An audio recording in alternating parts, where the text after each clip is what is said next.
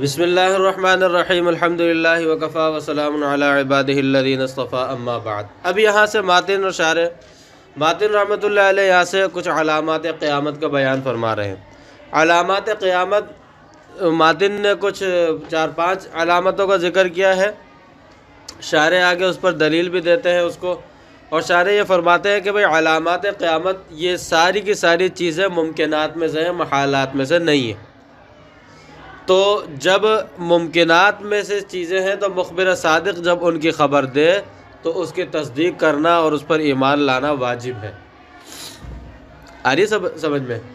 فرماتے ہیں وما اخبر به النبی علیہ السلام من اشراط الساعة، آپ صلی اللہ علیہ وسلم نے جو قیامت کی جو علامات ہیں ان کی جو خبر دی ہے، ای من علاماتها یعنی قیامت کی علامت، ساعہ معنی قیامت، اشراط معنی علامت، من خروج الدجال و دابت الارض و یأجوج و مأجوج و نزول عیسیٰ علیہ السلام من السماء و طلوع الشمس من مغربها فهو حق، یعنی دجال کا نکلنا، دابت الارض کا نکلنا، یاجوج ماجوج کا نکلنا، حضرت عیسیٰ علیہ السلام کا آسمان سے نزول اور سورج کا مغرب سے طلوع ہونا، یہ سب کے سب برحق ہیں۔ کیوں؟ شارح فرماتے لِأَنَّهَا أُمُورٌ مُمْكِنَةٌ أَخْبَرَ بِهَا الصَّادِقُ، اس لیے کہ یہ تمام کے تمام امور ممکنات میں سے ہیں، اور جب امور ممکنات میں سے ہوں اور ان کی خبر جب مخبر صادق دے تو اس پر ایمان لانا واجب ہے۔ قال حذیفہ بن اسید الغفاری، حضرت حذیفہ ابن اسید الغفاری یعنی حضرت حذیفہ بن یمان رضی اللہ تعالیٰ فرماتے ہیں، حضرت حذیفہ بن اسید فرماتے ہیں طلع النبی علیہ السلام علینا ونحن نتذاکر فقال ما تذکرون، کہ آپ صلی اللہ علیہ وسلم ہمارے پاس تشریف لائے، ہم جو ہے آپس میں مذاکرہ کر رہے تھے، آپ صلی اللہ علیہ وسلم نے فرمایا کہ تم کس چیز کا تذکرہ کر رہے ہو؟ قلنا نذکر الساعہ، ہم نے کہا کہ ہم آخرت کا یعنی قیامت کا مذاکرہ کر رہے ہیں۔ قال انها لن تقوم حتى تروا قبلها 10 آیات، فرمایا کہ یہ اس وقت تک قائم نہیں ہوگی یعنی قیامت نہیں آئے گی جب تک کہ تم اس سے پہلے 10 نشانیاں نہ دیکھ لو۔ فذکر الدخان، آپ صلی اللہ علیہ وسلم نے دخان دھوئے کا ذکر کیا، والدجال دجال کا ذکر کیا، والدابت دابت کا ذکر کیا، دابت الارض کا، وطلوع الشمس من مغربها اور مغرب سے سورج کے طلوع ہونے کا ذکر کیا، ونزول عیسیٰ ابن مریم حضرت عیسیٰ ابن مریم علیہ السلام کے نزول کا ذکر کیا، وَيَأْجُوجَ وَمَأْجُوجَ اور یاجوج ماجوج کا ذکر کیا، وَثَلَاثَةُ خُسُوفٍ اور 3 خسوف یعنی بڑے بڑے خسف ہوں گے، خسف بالمشرق وخسف بالمغرب وخسف بجزیرۃ العرب، ایک خسف یعنی مشرق میں ہوگا، ایک مغرب میں ہوگا اور ایک جزیرۃ العرب کے اندر ہوگا، یعنی بڑے بڑے جو ہے نا زمین کے اندر گڑھے ہو جائیں گے، جی ہاں گڑھے ہو جائیں گے، بڑے بڑے کھڈے ہو جائیں گے، یعنی سمجھے زمین میں وہ خس۔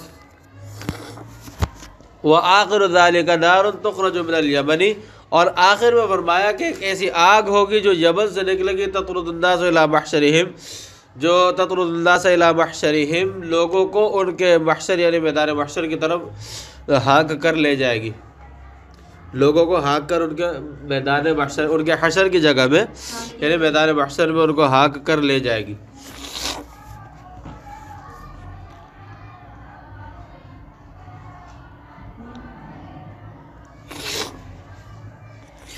والاحادیث الصحاح فی هذه الاشراط کثیرۃ جدا، اور فرمایا کہ ان علامات کے متعلق بے شمار یعنی بہت ساری احادیث صحیح احادیث آئی ہے، یعنی بہت سارے صحیح احادیث کے اندر ان علامات کا آپ صلی اللہ علیہ وسلم نے ذکر کیا ہے۔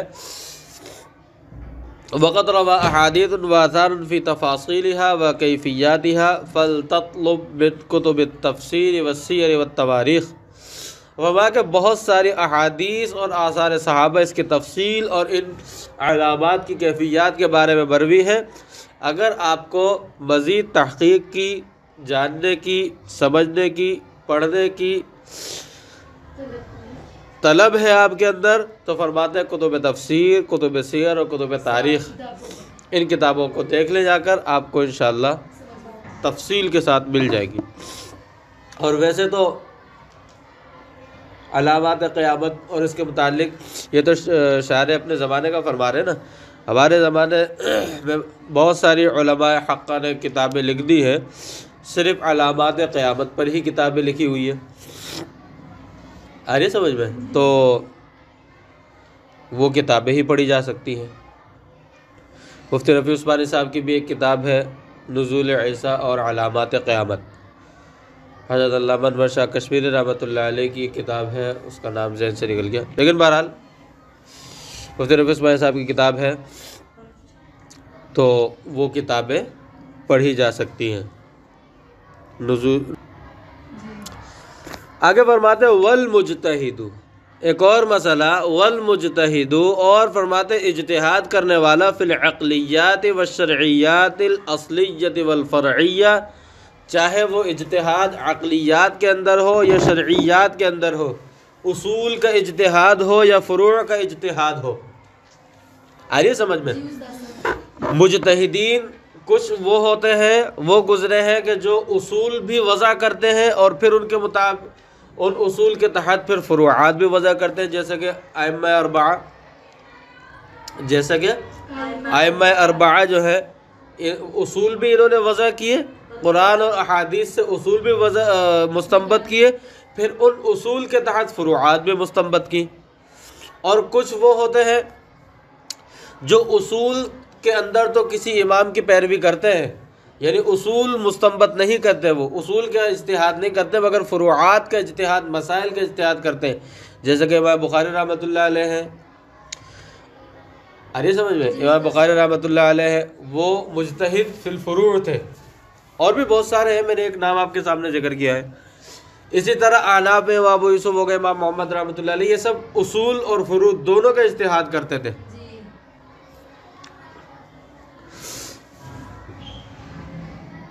اور اب جو اجتہاد جو چلتا ہوا آ رہا ہے، یعنی اب جو اجتہاد ہے وہ سب فروعات کا اجتہاد ہوتا ہے، کیونکہ اصول کا اجتہاد ہو چکا ہے. یعنی ائمہ اربعہ اور اسی طرح امام ابو یوسف وغیرہ، ان لوگوں نے جو اجتہاد کیا ہے یہ اصول سب وضع ہو چکے ہیں.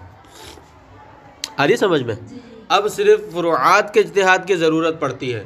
اب اصول آپ کو پتہ ہے اصول کسے کہتے ہیں. ایک اصول جب وضع کر دیا، اس اصول کے تحت جو بھی، اب کوئی بندہ آ کے مسئلہ پوچھتا ہے تو بھائی مجتہدین جو ہے آج کے، وہ کیا دیکھتے ہیں کہ بھئی یہ کس اصول کے تحت آ رہا ہے، جس اصول کے تحت آتا ہے اس کے مطابق اس کا مسئلہ بتا دیتے ہیں. آ رہی سمجھ میں؟ چاہے کوئی نئے سے نئی جدید چیز آ جائے، کچھ بھی آ جائے، اصول تو متعین ہیں، مقرر ہو چکے ہیں. مسئلہ بتانا سمجھنے کی ضرورت ہوتی ہے، باقی مسئلہ بتانا مشکل نہیں ہوتا. یعنی اصول کو سمجھنے کی ضرورت ہوتی ہے کہ کس اصول کے تحت یہ مسئلہ آ رہا ہے. تو اس لیے جدید ٹیکنالوجیز آ جائے، جدید چیزیں آ جائے، کچھ بھی آ جائے، مولوی کو تو مسئلہ بتانا ہے. لوگ کہتے ہیں کہ یہ پہلے تو نہیں تھا، ابھی کہاں سے مسئلہ بتا رہے ہیں. تو بابا مسئلہ تو نہیں تھا، اصول تو پہلے سے آ رہے ہیں نا، 14 سال پہلے سے. ٹھیک ہے نا؟ تو اس لیے مطلب کہنے کا یہ کہ اشارے پہ فرمانا ہے کہ مجتہد اصول کا ہو، فروع کا ہو، عقلیات کا ہو، شرعیات کا ہو. قد یخطئ وقد یصیب، اس سے خطا بھی ہو سکتی ہے اور وہ درست بات تک پہنچ بھی سکتا ہے. اس سے خطا بھی ہو سکتی ہے اور وہ درست بات تک پہنچ بھی سکتا ہے. یعنی مجتہد سے خطا بھی ہو سکتی ہے اور مجتہد کی رہنمائی درست بات تک ہو سکتی ہے. ٹھیک ہے؟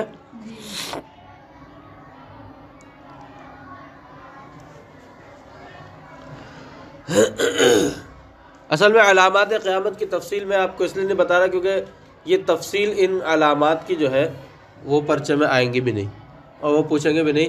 اور جتنی بات بتانے مقصود ہے یہاں کتاب کے حساب سے وہ ہے، وہ میں نے آپ کو بتا دی ہے. باقی یہ کسی اور موقع پر کسی اور مجلس میں انشاءاللہ اس کی تفصیل بتا دی جائے گی، وگرنہ آپ اگلے سال کتاب احادیث کی کتابوں میں پڑھ لیں. تو اس کتاب کے حساب سے جتنی ضرورت تھی وہ بیان کر دی. تو تو مجتہد کے بارے میں کیا فرماتے ہیں کہ اس سے خطا بھی ہو سکتی ہے اور وہ درست بات بھی سمجھ سکتا ہے. آگے فرماتے ہیں شاعر وَذَهَبَ بَعْضُ الْأَشَاعِرَةِ وَالْمُعْتَزِلَةِ إِلَىٰ أَنَّ كُلُّ مُجْتَهِدٍ فِي الْمَسَائِلِ الشَّرْعِيَّةِ الْفَرْعِيَّةِ الَّتِي لَا قَاطِعَ فِيهَا مُصِيبٌ.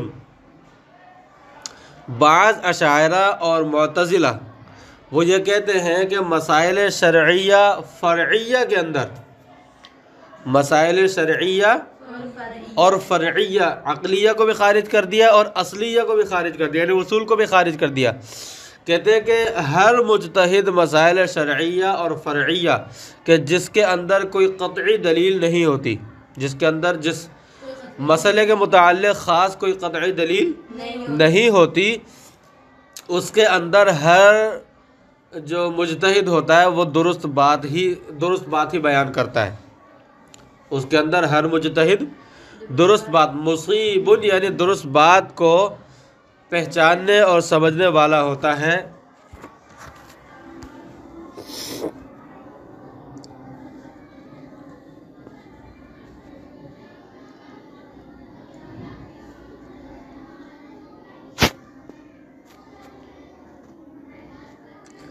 آگے بات سمجھ میں؟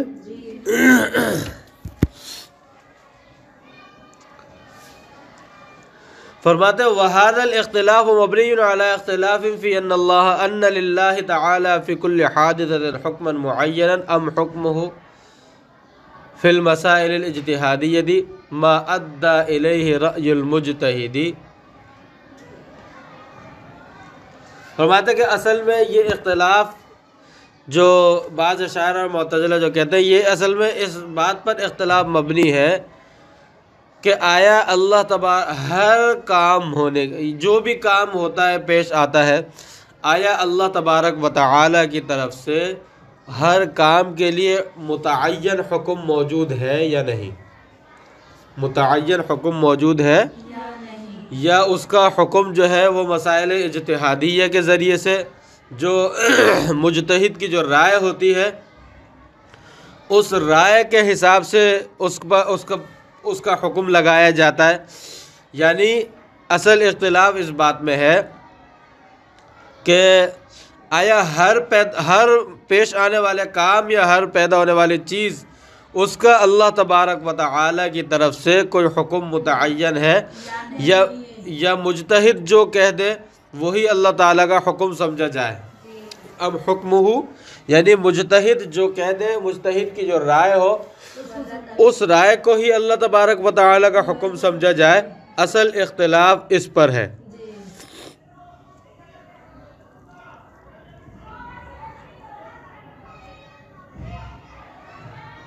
اب اگر یہ بات کہی جائے کہ بھائی ہر چیز کے لیے، ہر واقعے کے لیے اللہ تعالیٰ کی طرف سے ایک حکم متعین ہے، تو ظاہر سی بات ہے اس صورت میں تو صرف وہی مجتہد مصیب کہلائے گا جو اللہ تعالیٰ کے حکم معین تک پہنچ پائے گا.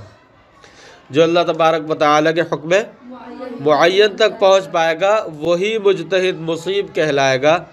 جو حکم معین تک نہیں پہنچ پائے گا وہ مختی کہلائے گا. مختی خطا کرنے والا. ٹھیک ہے، آپ مفتی کے اگر مفتی کو الزام دینا چاہ رہی ہیں، ٹھیک ہے. اچھا، اور اگر یہ بات دیکھی جائے کہ مجتہد کی رائے پر موقوف ہے تو اس کا مطلب تو یہ ہوا کہ ہر مجتہد جو ہے وہ مصیب ہوگا، مختی کوئی بھی نہیں ہوگا. پھر اصل اختلاف یہ ہے. آ رہی ہے سمجھ میں؟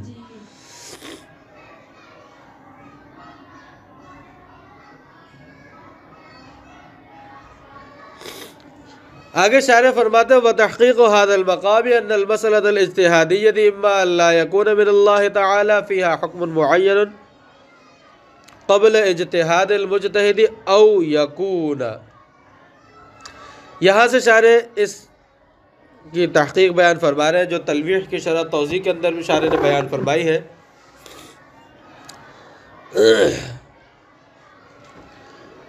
اصول فقہ کی ایک کتاب پڑھائی جاتی ہے ہمیں چھٹے سال میں، توضیح تلویح. اس کے اندر ہوتی تو 3 کتابیں، توضیح، تلویح، تنقیح. تو تلویح جو تنقیح کی شرح ہے، اس تلویح کی شرح علامہ تفتازانی نے توضیح کے نام سے لکھی ہے۔ تو اس میں شارح فرماتے ہیں کہ اس کی تحقیق یہ ہے کہ مسائل اجتہادیہ، ان میں یا تو اللہ تبارک و تعالی کی طرف سے کوئی حکم متعین ہوگا مجتہد کے اجتہاد سے پہلے، نہیں ہوگا، یا پھر ہوگا اللہ یکون من اللہ تعالی فی حکم معین قبل اجتہاد المجتہد، او یکون کہ یا تو اللہ مجتہد کے اجتہاد سے پہلے اللہ تعالیٰ کی طرف سے اس کے لیے کوئی حکم متعین نہیں ہوگا، او یکون یا پہلے سے ہی کوئی حکم متعین ہوگا، مجتہد کے اجتہاد سے پہلے ہی کوئی حکم متعین ہوگا۔ وحینئذ پھر اما اللہ یکون من اللہ تعالی علیہ دلیل او یکون، یا اور پھر اس کے بعد کہ یا تو اس حکم پر اللہ تعالیٰ کی طرف سے دلیل نہیں ہوگی، او یکون یا پھر دلیل ہوگی۔ پھر آگے فرماتے ہیں وذالک الدلیل، اور پھر یہ جو دلیل قائم ہے اما قطعی او ظنی، یا تو وہ دلیل قطعی ہوگی یا وہ دلیل ظنی ہوگی۔ فذهب الى كل احتمال جماعت، فرمایا کہ ہر احتمال کی طرف ایک جماعت گئی ہے، ہر احتمال کی طرف ایک جماعت گئی ہے۔ والمختار، لیکن جو مختار مذہب ہے اور ایک بڑی جماعت جس بات کی طرف گئی ہے وہ کہ ان الحکم معین، کہ حکم جو ہے اللہ تبارک و تعالی کی طرف سے وہ حکم متعین ہوتا ہے اجتہاد مجتہد سے پہلے بھی، مجتہد کے اجتہاد سے پہلے اللہ تعالیٰ کی طرف سے ہر چیز کا حکم متعین ہوتا ہے۔ وعلیہ دلیل ظنی، اور اس پر دلیل ظنی قائم ہوتی ہے، اس پر دلیل ظنی قائم ہوتی ہے۔ ان وجدہ المجتہد اصاب، اگر مجتہد اس حکم معین تک پہنچ جائے اور دلیل ظنی بھی اس کو معلوم ہو جائے، یعنی دلیل ظنی تک بھی اس کی رسائی ہو جائے، تو اصاب، تو وہ تو درست بات تک پہنچا ہے۔ وَإِن فَقَدَهُ أَخْطَأَ، اور اگر مجتہد سے اس حکم تک نہ پہنچ سکے، اخطأ، تو یہاں پر مجتہد سے کیا ہو گئی؟ خطا ہو گئی۔ مجتہد سے کیا ہو گئی؟ یہاں پر خطا ہو گئی۔ یعنی مختار مذہب اور ایک بڑی جماعت کا مذہب یہی ہے، یعنی ویسے تو ہر حکم کی طرف ایک جماعت گئی ہے، مگر زیادہ مختار مذہب اور جو ایک بڑی امت کا جو حکم موقف ہے وہ یہی ہے کہ حکم متعین ہے اور اس پر دلیل ظنی قائم ہے، اس پر دلیل ظنی قائم ہے۔ تو اس لیے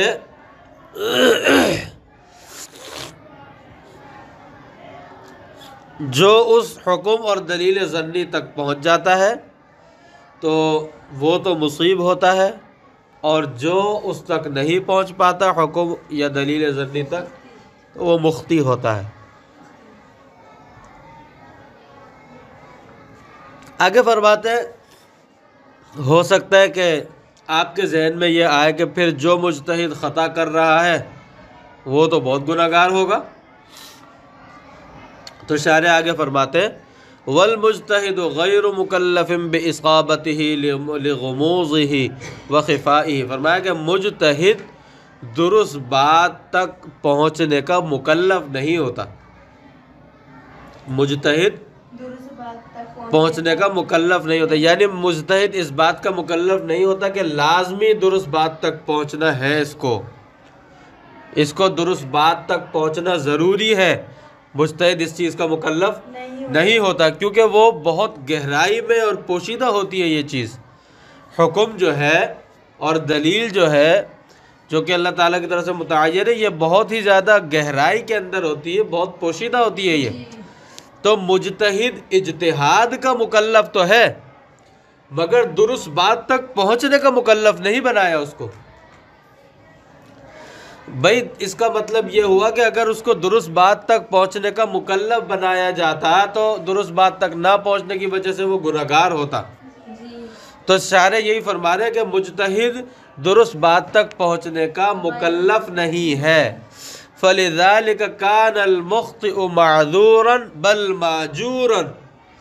فرمایا کہ اسی وجہ سے اگر جس مجتہد سے خطا ہو جاتی ہے وہ معذور ہے، یعنی اس کا عذر قبول ہے، بل ماجوراً، بلکہ اس کو ایک اجر بھی دیا جاتا ہے، بلکہ اس کو ایک اجر بھی ملتا ہے. یعنی مجتہد، حدیث کے اندر آتا ہے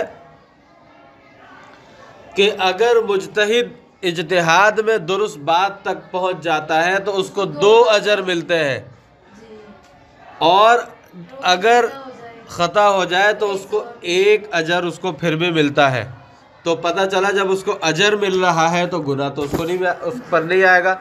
گناہ کیوں نہیں آ رہا؟ کیونکہ وہ مکلف نہیں ہے درست بات تک پہنچنے کا. اجتہاد کا تو مکلف ہے مگر درست بات تک پہنچنے کا مکلف نہیں ہے. اور اجتہاد اور مجتہد کسے کہتے ہیں؟ وہ بھی شرائط ہیں مجتہد کی.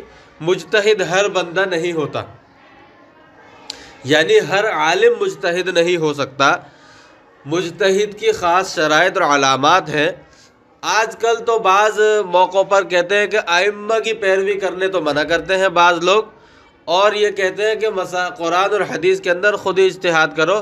یعنی ہر بندے کو وہ اجتہاد کی دعوت دیتے ہیں، اور ہر بندے کے لیے باب اجتہاد کھول کر رکھتے ہیں. وہ باب اجتہاد وہ ہر بندے کے لیے کھول کر رکھتے ہیں. اور جو مجتہدین اصل جو گزرے ہیں، اللہ کے مقبول بندے گزرے ہیں، پوری امت ان کو قبول کرتی ہے. یہ چند گنے چنے لوگ ان کا انکار کرتے ہیں. یہ چند گنے چنے لوگ ان کی پیروی سے منع کرتے ہیں. اور وہ سمجھتے ہیں، بیچارے معتزلہ جیسا ان کا ذہن ہے، وہ یہ سمجھتے ہیں کہ جیسے معتزلہ کو یہ غلط فہمی ہوتی تھی نا اللہ تعالیٰ کی صفات کے بارے میں، کہ اللہ تعالیٰ کی جو صفات کے ظہور کا وقت تھا اس کو انہوں نے وقت وجود سمجھا، اسی لیے اللہ تعالیٰ کی صفات کو انہوں نے نعوذ باللہ حادث کہا. تو یہی غلط فہمی ان لوگوں کو بھی ہوتی ہے، معتزلہ والے غلط فہمی، کہ یہ سمجھتے ہیں مجتہد کی پیروی قرآن اور حدیث کی خلاف ہے. یعنی جو مجتہد کی پیروی کر رہا ہے وہ قرآن اور حدیث کی پیروی سے بھاگ رہا ہے. یہی یعنی معتزلہ والے غلط فہمی ان کو ہوتی ہے. جبکہ جو مجتہد کی پیروی کر رہا ہے وہ مجتہد کا صرف واسطہ اختیار کر رہا ہے، پیروی وہ اللہ اور اللہ کے رسول ہی کی کر رہا ہے.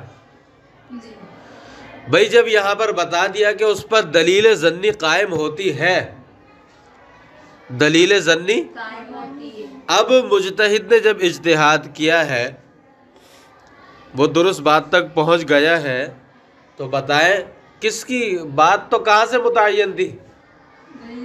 اللہ کی طرف سے متعین تھی نا. مجتہد کے وسیلے سے میں پہنچا ہوں اس بات تک. میں امام ابو حنیفہ رحمۃ اللہ علیہ کے وسیلے سے میں پہنچا ہوں اس بات تک. وہ جو اللہ تعالیٰ کی طرف سے حکم میں متعین ہے، یہ نہیں ہے کہ میں نے اللہ تعالیٰ کی طرف سے متعین حکم چھوڑ دیا اور اس امام کی پیروی کر لی، ایسا نہیں ہے. بھائی آپ جاتے ہیں نا کہیں پہ تو ایک بیچ میں دریا آتا ہے، بیچ میں دریا آ جاتا ہے. اس دریا کے اس پار جانے کے لیے کیا کرنا پڑتا ہے؟ آپ کے پاس مرسیڈیز ہے، پراڈو ہے آپ کے پاس، کیسے جائیں گے؟ اچھا، پراڈو کو کشتی کے اندر ڈالیں گے، پل کے ذریعے سے جائیں گے. تو اسی طرح یہ امام بھی کیا ہوتے ہیں ہمارے لیے، کیونکہ جب ہم مسائل کے ہمارے پاس ایک بہت آگے دریا آ جاتا ہے، صعوبت کا، مشکلات کا دریا آ جاتا ہے، آ رہی ہے نا، کیونکہ لکل فن رجال، اللہ تعالیٰ نے ہر فن کے لیے بندے مقرر کیے ہوئے. ہر بندہ ہر فن مولا نہیں ہو سکتا. ہمارے پاس صعوبت اور مشکلات کا ایک دریا آ جاتا ہے، وہاں پر اس کے اندر گرنے کا بھی امکان ہوتا ہے، اس کے لیے پھر ہم پل کے طور پر، ویسے یہ گستاخی نہ ہو جائے، کہنا نہیں چاہیے، لیکن ایک بتا رہا ہوں جو لوگ اعتراض کرتے ہیں ان کے جواب کے طور پر کہ ہم پھر ان کو پل بناتے ہیں، مطلب یہ کہ ہم ان کی طرف رجوع کرتے ہیں اور یہ پھر ہمیں اس صعوبت سے پار کرا کر اس چیز تک لے جاتے ہیں جہاں تک ہم جانا چاہ رہے ہوتے ہیں۔ آگے بات سمجھ میں؟ یہ میں نے آپ کو آسان سے مثال دے کر سمجھانے کی کوشش کی۔ فلا خلافہ، فرمایا تو اس کے اندر کوئی اختلاف نہیں ہے کہ مجتہد سے اگر خطا ہو جائے تو وہ گناہگار ہوگا، یا کوئی اختلاف نہیں ہے۔ علی ھذا المذہب، فرمایا کہ اس بات کے اندر، اسی بات پر، فی ان المخطئ لیس بآثم، کہ مخطی وہ مجتہد جس سے خطا ہو گئی ہے، یعنی جو درست بات تک، درست حکم تک نہیں پہنچ پایا، لیس بآثم، تو یہ گناہگار نہیں ہے، کیوں کہ یہ مکلف ہی نہیں تھا۔ یہ اجتہاد کا تو مکلف تھا، وہ اس نے کیا، مگر یہ درست بات تک پہنچنے کا مکلف نہیں تھا۔ وَإِنَّمَا الْخِلَافُ، ہاں اختلاف اس کے اندر ہے کہ فی انہ مخطن ابتداء و انتہاء، ہاں خطا ابتداء ہو رہی ہے یا انتہاء ہو رہی ہے، اختلاف اس کے اندر ہے، یعنی مجتہد اجتہاد کر ہی غلط رہا ہے، یہ اجتہاد تو صحیح کر رہا تھا مگر انتہا میں جا کر اس سے خطا ہو گئی، مطلب یہ کہ وہ درست حکم تک نہیں پہنچ پایا۔ ای بالنظر الی الدلیل والحکم جمیعا، یعنی دلیل اور حکم دونوں کے اندر غور و فکر کرنے کے اندر اس سے خطا ہوئی ہے، یا غور و فکر تو درست کر رہا تھا دلیل کے اندر مگر حکم تک پہنچنے میں خطا ہو گئی۔ یعنی ابتداءً خطا کیا ہوگی کہ دلیل اور حکم دونوں ہی کے اندر وہ غلطی کر رہا ہے، اور انتہاءً خطا کیا ہوگی کہ دلیل، ہاں دلیل صحیح دلیل ہے، اس کے اندر جو غور و فکر کر رہا ہے حکم کے استنباط میں اس سے خطا ہو گئی۔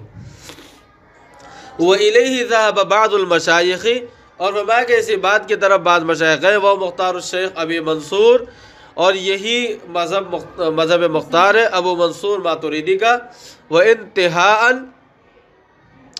یا اسی طرح مجتہد سے خطا ہوتی ہے انتہاءً فقط، ای بالنظر الی الحکم، یعنی انتہاءً خطا ہوتے ہیں، مطلب یہ کہ حکم کے استنباط میں اس سے خطا ہو جاتی ہے، حیث اخطأ فیہ، کہ وہ حکم میں غلطی کر بیٹھتا ہے، وَإِنْ أَصَابَ فِي الدَّلِيلِ، اگرچہ دلیل تک وہ، یعنی درست دلیل تک پہنچ جاتا ہے، وہ درست دلیل تک پہنچ جاتا ہے، یعنی دلیل کے معاملے میں اگرچہ وہ مصیب ہے، درست دلیل کے اندر غور و فکر کر رہا ہے مگر حکم کے استنباط میں خطا ہو گئی، حیث اقامہ علی وجہہ مستجمعا، اس طرح کہ اس نے دلیل جو قائم کی ہے حکم کے استنباط کے لیے، مستجمعا بشرائطہ، کہ اس نے تمام شرائط کا خیال کرتے ہوئے، تمام شرائط کو مد نظر رکھتے ہوئے دلیل قائم کی ہے، وارکانہ،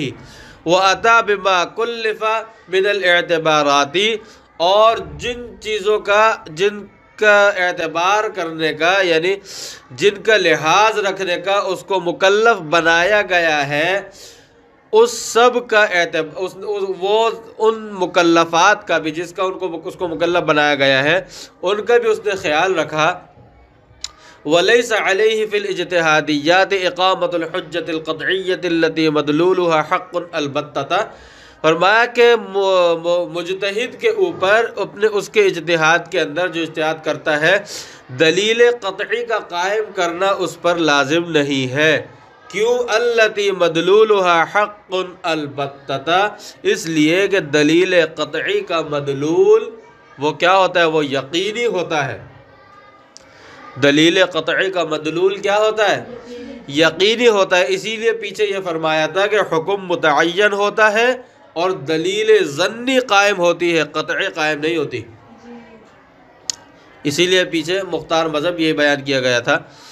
تو فرماتے ہیں کہ یہاں پر بھی یہی فرماتے ہیں کہ شیخ ابو منصور ماتوریدی، خطا کس چیز میں ہوتی ہے؟ شیخ ابو منصور ماتوریدی کہتے ہیں کہ اس سے خطا جو ہوتی ہے وہ مجتہد سے ابتداءً اور انتہاءً دونوں چیزوں میں، یعنی حکم اور دلیل کے قائم کرنے دونوں میں ہی خطا ہو سکتی ہے۔ اور بعض مشائخ کہتے ہیں کہ ابتداءً خطا نہیں ہوگی، انتہاءً خطا ہوگی. یعنی یہ جو خطا کہہ رہے ہیں مجتہد کی خطا بھی معجور ہے، اجر ملے گا، تو وہ کہتے ہیں وہ انتہاءً اگر اس سے خطا ہو، یعنی انتہاءً سے مراد حکم کے استنباط میں خطا ہو، باقی دلیل کے اقامت دلیل کے اندر وہ بالکل مصیب ہو، اس نے سارے کے سارے شرائط کا خیال رکھا ہو، تو وہ کہتے ہیں کہ اس اعتبار سے بعض حضرات کا یہ مسلک ہے کہ خطا صرف انتہاءً ہو تو پھر وہ مجتہد جو ہے وہ گناہگار نہیں ہوگا. تو پتہ چلے شیخ ابو منصور ماتوریدی کا جو مسلک ہے وہ مسلک زیادہ وسعت رکھتا ہے کہ اگر مجتہد اجتہاد تمام شرائط کے ساتھ کر رہا ہے مگر اس سے خطا ہو رہی ہے ابتداءً بھی اور انتہاءً بھی، پھر بھی وہ معجور ہے، گناہگار نہیں ہے. پتہ چلا کہ شیخ ابو منصور ماتوریدی کا جو مسلک ہے وہ مسلک اس کے اندر وسعت زیادہ ہے. آگے سمجھ میں؟ وَالدَّلِيلُ عَلَىٰ أَنَّ الْمُجْتَهِدَ قَدْ يُخْطِئُ بِوُجُوهٍ، اور فرمایا کہ دلیل اس بات پر کہ مجتہد سے خطا ہو سکتی ہے اور ہو جاتی ہے، اس کی کئی وجوہات ہیں. الاول، پہلی یہ کہ قول تعالی، اللہ تعالیٰ قول فَفَهَّمْنَاهَا سُلَيْمَانَ، ہم نے سلیمان علیہ السلام کو اس کی سمجھ دے دی. یہ والضمیر للحکومتی، ایک فیصلہ کرنا تھا، اس فیصلے کے حکم کے لیے، اس فیصلے کے متعلق حضرت داؤد علیہ السلام نے ایک فیصلہ کیا تھا، تو اللہ تعالیٰ نے اس فیصلے کی جو درست سمجھ تھی وہ حضرت سلیمان علیہ السلام کو دی. تو حضرت سلیمان علیہ السلام فرمایا کہ نہیں، میرے نزدیک اس کا ایک اور فیصلہ ہے. تو پوچھا گیا کہ کیا ہے وہ فیصلہ؟ حضرت سلیمان علیہ السلام نے جب اپنا فیصلہ بتایا تو وہ فیصلہ سمجھ میں بھی آیا. حضرت داؤد علیہ السلام نے بھی اس کو قبول کیا اور اس پر تعریف کی، اللہ کا شکر ادا کیا. تو مطلب یہ تھا کہ وہ کسی کے جانوروں نے جو ہے، ایک شخص کے جانور تھے، اس نے دوسرے کی کھیتی وغیرہ کو برباد کر دیا تھا، نقصان دے دیا تھا. حضرت داؤد علیہ السلام کی خدمت میں آیا تو انہوں نے بکری والے کہا کہ بھائی کھیت والے کو جو ہے نا اس بکری والے کی بکریاں دے دی جائیں، کھیت والے کو اس بکری والے کی بکریاں دے دی جائیں. تو اس طرح بکری والا کہہ رہا کہ میں تو لٹ گیا کہ میری ساری بکریاں اس کو مل گئے، میں کیا کروں؟ حضرت سلیمان صلی اللہ علیہ وسلم نے فرمایا کہ نہیں، اس کا ایک اور فیصلہ وہ یہ کہ کھیت والے کو، بکری والے کی بکریاں کھیت والے کو اس وقت تک دی جائیں اور کھیت والے کا کھیت بکری والے کو دیا جائے کہ یہ اس کو صحیح کرے. جب اس کی کھیتی درست ہو جائے اس وقت تک وہ بکریوں سے فائدہ اٹھاتا رہے، جب اس کی کھیتی درست ہو جائے تو یہ کھیت والے کو اس کا کھیت مل جائے، بکری والے کو اس کا بکری مل جائے، دونوں میں سے کسی کو نقصان نہیں ہوگا. تو اللہ تبارک و تعالیٰ فرما رہے کہ یہ ہم نے سلیمان علیہ السلام کو سمجھایا. پتہ چلا کیا؟ پتہ چلا کہ مجتہد سے خطا ہو سکتی ہے. داؤد علیہ السلام سے فیصلے میں خطا ہو رہی تھی نا، اجتہادی خطا، تو مجتہد سے خطا ہو سکتی ہے. والضمیر للحکومت والفتیہ ولو کان من کل الاجتہادین صوابا، فرمایا کہ یہ ضمیر جو فیصلے کی طرف لوٹ رہی ہے، اور فتویٰ یہ ہے کہ اگرچہ دونوں اجتہاد درست ہیں، اگر دونوں اجتہاد درست ہوتے، ولو کان کل من الاجتہادین، اگر دونوں ہی اجتہاد درست ہوتے، یعنی مجتہد سے خطا ہوتی نہیں، تو لما کان لتخصیص سلیمان بالذکر جہتاً بالذکر، فرمایا تو پھر سلیمان علیہ السلام کا تذکرے کو خاص کرنا اس کا کیا مطلب ہوتا؟ اللہ تعالیٰ نے فَفَهَّمْنَاهَا سلیمان کیوں فرمایا خاص طور سے؟ پتہ چلا کہ دو مجتہد جتنے بھی ہوں ان کا اجتہاد دونوں ہی درست تک نہیں پہنچتے، درست تک کوئی ایک ہی پہنچ پاتا ہے، اگر مختلف ہے تو سمجھ میں آ رہی ہے؟ تو پتہ کیونکہ حضرت داؤد علیہ السلام سے اجتہادی خطا ہو رہی تھی مگر سلیمان علیہ السلام درست بات تک پہنچ گئے تھے.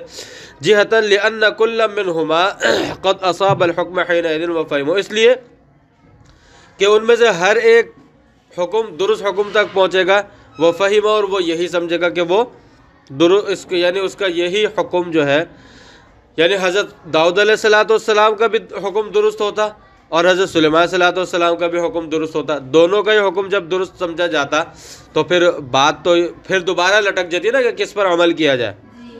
تو اس لیے فرمایا کہ اجتہاد جو ہے وہ ایک کسی مجتہد کا اجتہاد درست ہوگا اور باقیوں کا خطا ہوگا۔ وآخر دعوانا بسم اللہ الرحمن الرحیم الحمد للہ وکفی وسلام علی عبادہ الذین اصطفی اما بعد۔ ایک وجہ بیان فرمائی تھی اللہ تعالیٰ کا قول، یعنی مجتہد سے جو خطا بھی ہو جاتی ہے، ہو سکتی ہے، اس پر جو دلائل جو وجوہات بیان کی تھی۔ نمبر 1 اللہ تعالیٰ کا قول فَفَهَّمْنَاهَا سلیمان، والثانی دوسرا فرماتے ہیں الاحادیث والآثار الدالۃ علی تردید الاجتہاد بین الصواب والخطأ بحیث صارت متواترۃ المعنی۔ فرمایا تھا کہ احادیث اور آثار اس بات پر دلالت کرتے ہیں، یعنی دوسری دلیل یہ ہے، احادیث اور آثار اس بات پر دلالت کرتے ہیں اعلی تردید الاجتہاد بین الصواب والخطأ، کہ اجتہاد جو ہے صواب اور خطا کے درمیان وارد ہوتا ہے۔ ثواب اجتہاد اور خطا کے درمیان وارد ہوتا ہے، یعنی خطا کبھی خطا بھی ہو سکتی ہے اور درست بھی ہے۔ بحیث صارت، اور احادیث اور آثار اتنی ہیں جو لفظی اعتبار سے تو اگرچہ وہ متواتر نہیں ہے، خبر متواتر نہیں کہلاتی، لیکن معنوی اعتبار سے وہ حد تواتر کو پہنچی ہوئی ہے۔ معنوی اعتبار سے وہ حد تواتر کو پہنچی ہوئی ہے۔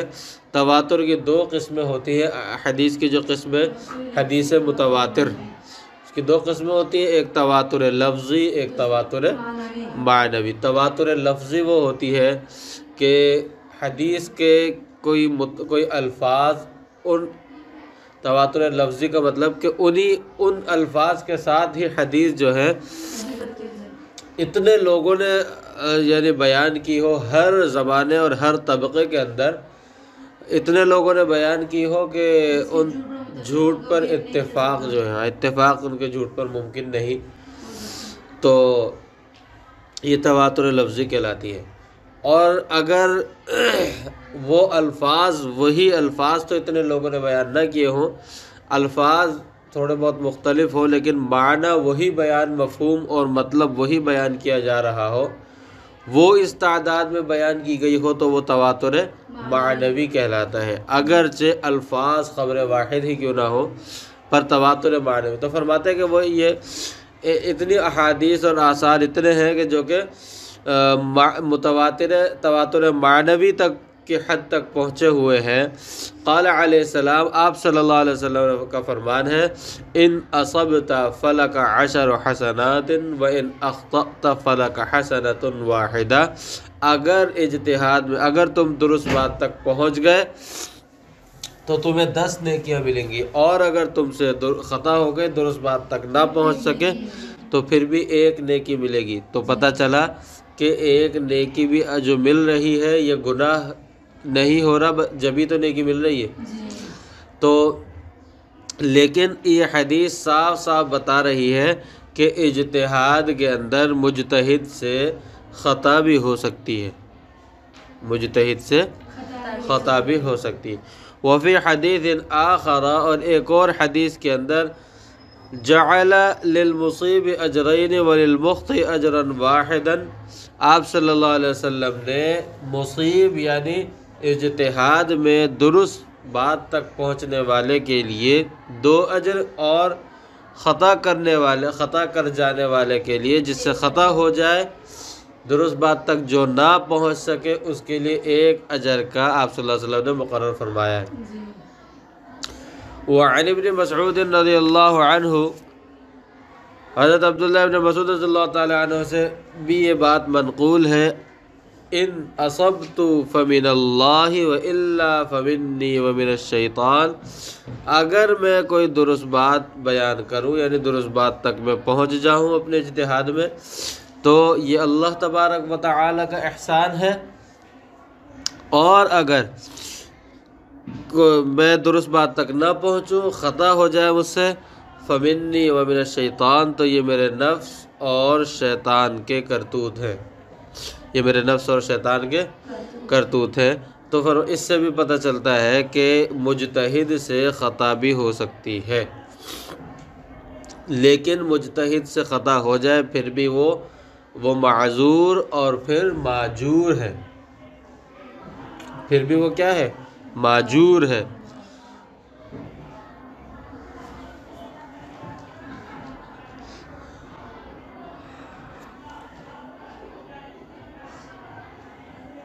وقد اشتہرت تغطیۃ الصحابہ بعضهم بعضا فی الاجتہادیات،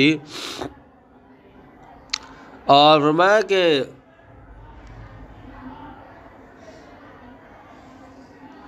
اجتہادیات کے اندر بعض صحابہ کا بعض صحابہ کی غلطیاں پکڑنا یہ مشہور ہے۔ اجتہاد کے اندر بعض صحابہ کا بعض صحابہ کی غلطیوں کا پکڑنا یہ مشہور ہے۔ ہم احادیث پڑھتے ہیں کہ وہ صحابی انہوں نے ان کو اس بات پر تنبیہ کی کہ نہیں یہ اس طرح، تو یہ اجتہادیات کے اندر تو خطا ہوتی ہے، تو جب صحابی سے ہو سکتی ہے تو غیر صحابی مجتہد سے کیوں نہیں ہو سکتی؟ الثالث، تیسری دلیل کیا ہے؟ ان القیاس مظہر لا مثبت، فرمایا کہ تیسری وجہ یہ ہے ہماری دلیل کہ قیاس حکم کو ظاہر کرتا ہے، ثابت نہیں کرتا۔ قیاس سے حکم ثابت شدہ حکم ظاہر ہوتا ہے لیکن حکم ثابت نہیں ہوتا قیاس سے۔ اری بات سمجھ میں؟ بھائی ثابت تو وہ حکم نص سے ہوتا ہے نا، قیاس سے تو ظاہر ہوتا ہے۔ فإن الثابت بالقیاس ثابت بالنص ایضا معنا، فرمایا کہ قیاس سے جو چیز ثابت ہوتی ہے وہ حقیقت میں معنوی اعتبار سے وہ نص سے ہی ثابت ہو رہی ہوتی ہے۔ جو چیز قیاس سے ثابت ہوتی ہے وہ معنوی اعتبار سے حقیقتاً نص سے ہی ثابت ہو رہی ہوتی ہے۔ وقد اجمعوا على ان الحق فيما ثبت بالنص واحد لا غیر، اور اس بات پر تمام علماء کا اجماع ہے کہ نص سے ثابت ہونے والی چیز جو ہے وہ ایک ہی ہے۔ وہ کیا ہے؟ یعنی نص سے جو حکم ثابت ہو رہا ہے وہ کیا ہے؟ ایک ہے، متعدد نہیں ہے۔ ایسا نہیں ہے کہ اس نص سے ایک ہی چیز کے متعلق کئی حکم ثابت ہو رہے ہو، ایسا نہیں ہے، حکم ایک ہی ہے جو ثابت ہو رہا ہے۔ ہاں البتہ جب یہ فرمایا کہ قیاس مظہر ہوتا ہے مثبت نہیں ہوتا، تو یہ ہے کہ کوئی اس کو ظاہر کرنے یعنی کوئی تو اس کو ظاہر کر پاتا ہے، کوئی تو اس حقیقی حکم کو کیا کر پاتا ہے، اور کسی سے اس کو ظاہر کرنے میں کیا ہو جائے، اس ثابت شدہ حکم کو ظاہر کرنے میں خطا ہو جاتی ہے۔ بس یہ بات ہے، لیکن یہ بات ہے کہ ثابت شدہ حکم نص سے وہ ایک ہی ہوتا ہے، متعدد حکم ثابت نہیں ہوتے۔ الرابع، چوتھی وجہ کیا ہے؟ انه لا تفرقة في العمومات الواردة في شريعة نبينا عليه السلام بين الاشخاص، فلو كان كل مجتهد مصيبا لزم اتصاف الفعل الواحد بالمتنافيين من الحظر والإباحة او الصحة والفساد او الوجوب وعدمه۔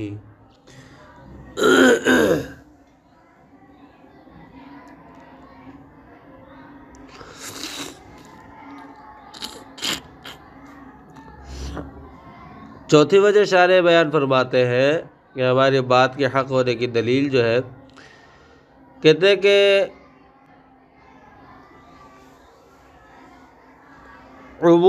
عام چیزیں جو ہے اس کے اندر ہماری شریعت میں عام احکام جو ہیں ان کے اندر کوئی تفریق نہیں کی گئی۔ مطلب یہ کہ بعض لوگوں کے لیے کوئی اور حکم ثابت ہو اور بعض لوگوں کے لیے کوئی اور حکم ثابت ہو، ایسا نہیں کیا گیا۔ ہماری شریعت کے اندر، شریعت محمدیہ کے اندر عمومی احکام جو ہیں، عمومی احکام کے اندر کوئی تفرقہ بازی نہیں کی گئی، کوئی تفریق نہیں کی گئی۔ شاید سمجھ میں نہیں آ رہی بات، سب کو آ رہی سمجھ میں؟ پھر سو تو نہیں رہی۔ تو ہمارے شریعت محمدیہ کے اندر عمومی احکام جو ہے ان کے اندر کوئی تفریق نہیں کی گئی کہ کچھ لوگوں کے لیے کوئی اور حکم ہو اور کچھ لوگوں کے لیے کوئی اور حکم ہو۔ جیسا کہ یہود جو ہے وہ اس طرح کی گڑبڑ کر دیا کرتے تھے، مالدار کو آسان ہلکا حکم بتا دیا کرتے تھے اور غریب کو، مظلوم کو سخت ترین حکم بتایا کرتے تھے۔ تو ہماری شریعت کے اندر ایسا نہیں ہے۔ تو جب ہماری شریعت کے اندر ایسا نہیں ہے، سب کے لیے عمومی احکام سب کے لیے برابر ہے، تو پھر اب اگر ہر مجتہد کو مصیب سمجھا جائے، ہر مجتہد کو مصیب سمجھا جائے، تو اس کا مطلب تو یہ ہوا کہ دو مقابل حکم لازم آ جائیں گے، کسی ایک کام سے متعلق دو مقابل حکم لازم آ جائیں گے۔ مثال کے طور پہ ایک مجتہد کا اجتہاد ہوا، ایک مجتہد نے کسی چیز کے اباحت کا فتویٰ دیا اور دوسرے مجتہد نے اپنے اجتہاد کے حساب سے اس کی ممانعت کا فتویٰ دیا۔ اب اباحت اور ممانعت یعنی جائز اور ناجائز ایک دوسرے کے مقابل ہے یا ایک دوسرے کے ہم پلہ ہے؟ ایک دوسرے کے مقابل ہے۔ ایک ہی کام کے اندر اگر دونوں مجتہدین کو صحیح مانا جائے تو نتیجہ کیا نکلے گا کہ ایک ہی کام کے اندر جائز اور ناجائز دونوں حکم آ گئے، اور ظاہر سی بات ہے ایک کام میں دونوں حکم کیسے ثابت ہو سکتے ہیں؟ اسی طرح ایک ہی کام کے متعلق ایک مجتہد کہتا ہے کہ یہ صحیح ہے، ایک مجتہد کہتا ہے کہ نہیں یہ فاسد ہے۔ مثال کے طور پہ نماز ہے، نماز کے اندر کوئی سہو ہو گیا، اب اس سہو کے متعلق کوئی غلطی ہو گئی، اس کے متعلق اس نے پوچھا، اگر ایک مجتہد کہتا ہے، ایک مجتہد نے اجتہاد کیا، اس کے اجتہاد سے یہ ہوا کہ نماز ہو گئی، صحیح ہو گئی، نماز درست ہو گئی۔ دوسرا مجتہد اس نے اجتہاد کیا، اس کے اجتہاد کا نتیجہ یہ نکلا، اس نے کہا نماز فاسد ہو گئی۔ اب بتائیں کہ جو مقلد ہے وہ کیا کرے؟ مقلد کیا کرے گا؟ اگر دونوں مجتہدوں کو مصیب مانا جائے، اس لیے پتہ چلا کہ دونوں مجتہد مصیب نہیں بلکہ کوئی ایک مصیب ہوگا اور ایک سے خطا ہو رہی ہوگی۔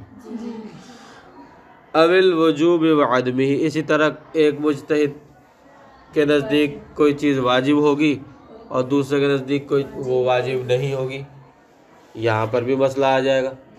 مثال کے طور پہ ایک مجتہد کا اجتہاد کہتا ہے وہ وضو کے اندر کسی چیز کو واجب کرتا ہے، دوسرا مجتہد کہتا ہے نہیں واجب نہیں ہے۔ اب یہاں پر چھوڑے، اب یہاں پر مقلد تو یہ سوچے گا نا کہ یار اگر واجب ہے اور میں نہ کروں تو واجب کا ترک لازم آئے گا۔ دوسری طرف اس کو یہ خیال بھی آئے گا کہ جیسے دوسرے مجتہد نے جو عدم وجوب کی بات کر رہے ہیں، واجب نہیں ہے تو میں اتنی تکلیف کیوں اٹھاؤں سردیوں میں، آ رہی سمجھ میں؟ تو اس اعتبار سے بہت سے یعنی ایک ہی کام کے اندر، ایک ہی فعل کے اندر مقابل حکم دو جمع ہو جائیں گے، تو اس لیے بھی مجتہد کیا ہوتا ہے، کوئی ایک کسی ایک مجتہد سے خطا ہو رہی ہوتی ہے، مجتہد کا مصیب ہونا ضروری نہیں ہے۔ وتمام تحقیق هذه الأدلة والجواب عن تمسكات المخالفين يطلب من كتابنا التلويح في شرح التنقيح، وما کہ ان دلائل اور جواب جو مخالفین کی جو مخالفین جن کو دلیل بناتے ہیں ان کی پوری مکمل تحقیق آپ شارح فرماتے ہیں۔ ہماری کتاب جو تلویح ہے تنقیح کی شرح، اس تلویح کے اندر آپ پڑھ لے جا کے، اس تنقیح کے اندر پڑھ لے جا کے۔